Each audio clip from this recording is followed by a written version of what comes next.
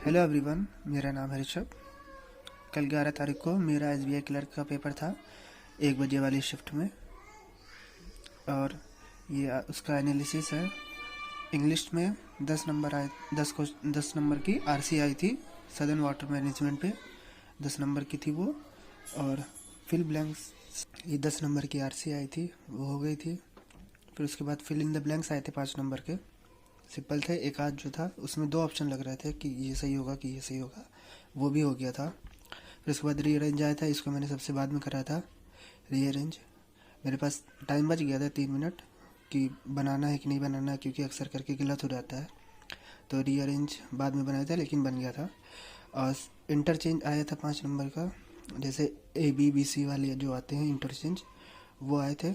उसमें भी by option था कि फर्स्ट ऑप्शन में कि A B है और C D है और या ED है, या ऐसे वो EF है, ऐसे कुछ था। तो फर्स्ट सेकंड थर्ड ऑप्शन दिए थे इंटरचेंज वाले में, ऐसे सिंपल नहीं आया था। ये भी हो गया था। और एरर्स 5 नंबर की आई थी, वो भी ठीक हो गई थी। ओवरऑल पेपर इजी आया था, मॉडरेट कह सकते हैं थोड़ा बहुत, एक आध क्वेश्चन को छोड़ के बाकी ये सारे पेपर इजी आया था। इंग्लिश में मेरे ओवरऑल 30 अटैम्प्ट हैं पूरे पूरे। और उसके बाद मैथ की बात करें तो मैथ्स में 5 नंबर की बार ग्राफ आई थी DI, सिर्फ एक ही DI आई थी।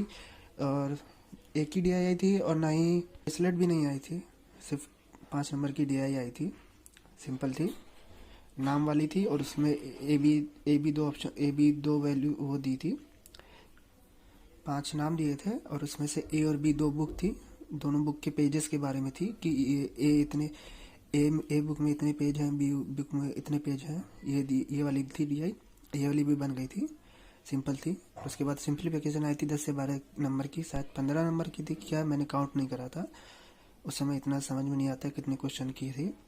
10 से 15 नंबर या 12 नंबर की जो भी हो, वो हो गई थी।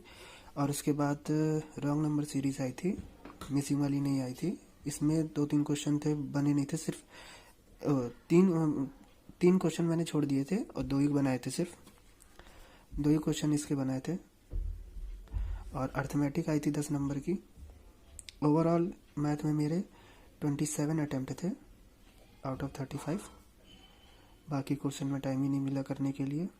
अर्थमेटिक के क्वेश्चन ही सारे छोटे हैं, बाकी ये भी हो गए थे, ये भी हो गया था।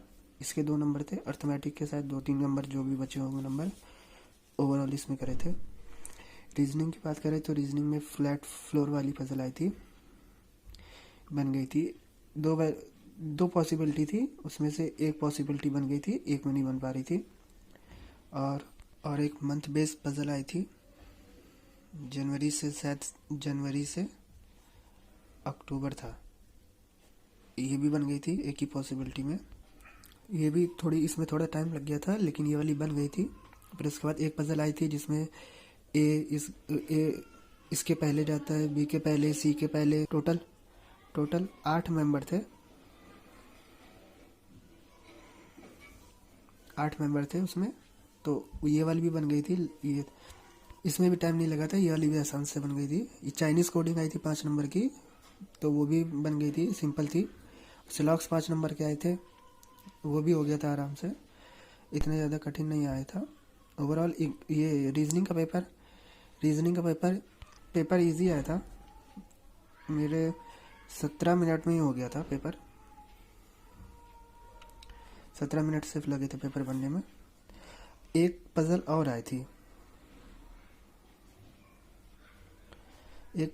थी, उसका ध्यान नहीं आ रहा है कि क्या थी पजल।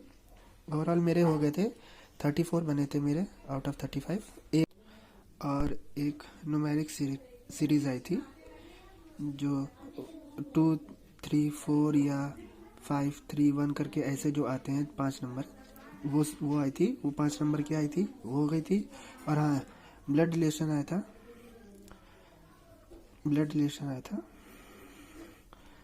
शायद 3 से 4 नंबर का आया था ब्लड रिलेशन, वो भी बन गया था। ओवरऑल मेरे बात करें तो इंग्लिश में मेरे 30 अटेम्प्ट थे, और मैथ में मेरे 27 थे, और रीजनिंग में मेरे 34 थे। ओवरऑल 91 अटेम्प्ट थे मेरे। देखते हैं पेपर तो अच्छा गया था, रिजल्ट क्या आएगा। इंग्लिश का डाउट है मुझे, बाकी रीजनिंग और मैथ तो सही हो ही जाता है। होप है ये कि इस बार हो जाए। पिछली बार भी मेरा कट ऑफ 77 गया था, मेरे 74 आए थे नंबर। क्या होगा पता नहीं, देखते हैं। आप सबके क्या स्कोर रहे थे, कैसा गया था पेपर, ज़रूर बताइएगा। मेरा 11 जनवरी को था, 1 PM वाली शिफ्ट में।